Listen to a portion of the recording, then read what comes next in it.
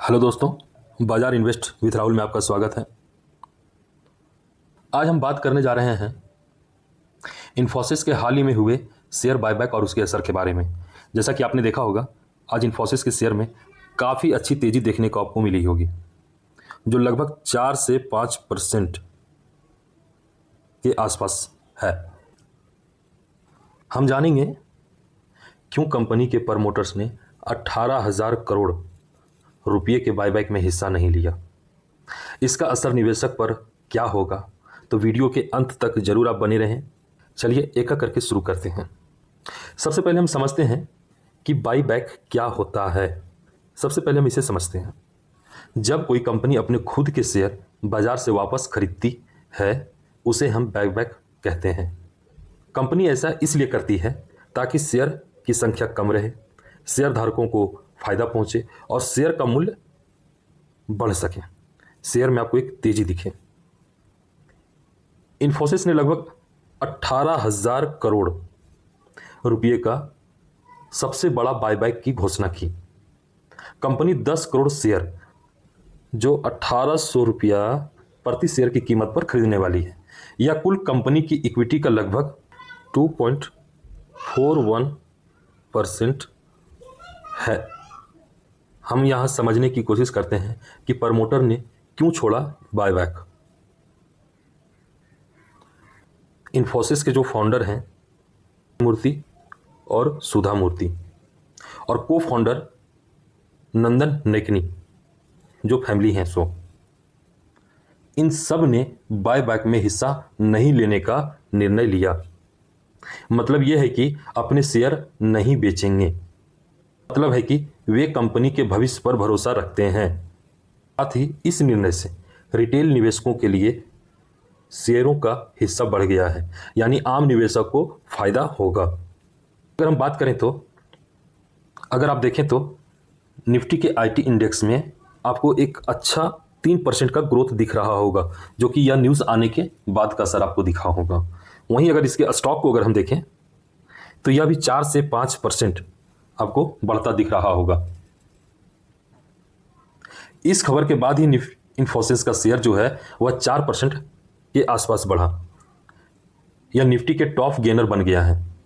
इसी के चलते निफ्टी आईटी इंडेक्स जो है वह भी 3% के आसपास ऊपर गया है। जो सौरभ जैन जी हैं वह कहते हैं कि प्रमोटर का हिस्सा ना लेना निवेशकों के लिए एक अच्छी खबर है, कंपनी की मजबूती को दिखाता है। इन्फोसिस के शेयर पर नहीं बल्कि पूरे आईटी सेक्टर में यह तेजी का असर देखा गया है।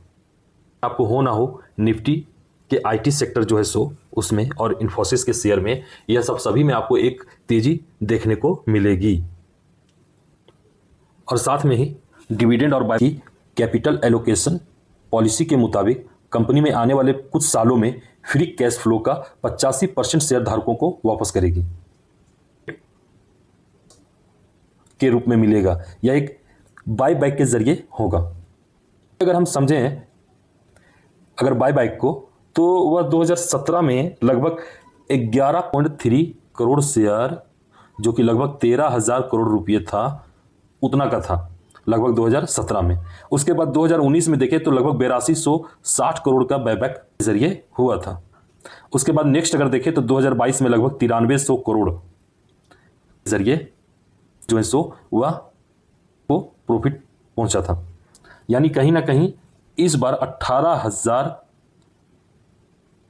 करोड़ रुपए का नेक्स्ट कुछ सालों में वह रिटेल इन्वेस्टर को प्रॉफिट पहुंचाएगा, जो कि डिविडेंड और बोनस के रूप में हो सकता है। नेक्स्ट अगर हम समझें तो इससे साफ है कि इन्फोसिस नियमित रूप से अपने शेयर धारकों को फायदा पहुंचाने वाली कंपनी है। इस बायबैक के शेयर का मूल्य लंबे समय में बढ़ने की उम्मीद है। कहीं ना कहीं आज जो तेजी देखा गया इन्फोसिस के शेयर में, यह इन कारणों के चलते ही देखा गया है, और आगे भी आपको इसमें मोमेंटम मिल सकता है, क्योंकि यह स्टॉक मार्केट के लिए एक अच्छी खबर है जो पूरे आईटी सेक्टर को भी संभाले हुए हैं। कहीं 2025 में आपको इस बायबैक का असर देखने को जरूर मिलेगा, और यह असर अगले कुछ सालों तक भी आपको देखने को मिल सकता है। दोस्तों, आज हमने जाना है इन्फोसिस का 18,000 करोड़ का बायबैक, प्रमोटर ने क्यों हिस्सा नहीं लिया, इसका असर निवेशकों और निफ्टी पर क्या हो सकता है, और कंपनी अपनी पॉलिसी और इतिहास को किस तरह से संभाल के कैरी फॉरवर्ड किया है। क्या वीडियो पसंद आया हो और सब्सक्राइब जरूर करें और अपने दोस्तों के साथ शेयर करें। नीचे कमेंट में बताइए कि आप इन्फोसिस के शेयर में निवेश किए हैं या नहीं किए हैं। अगर किए हैं तो कितने शेयर आप रखे हैं, यह हमें कमेंट में जरूर बताएं। तब तक के लिए आपको धन्यवाद।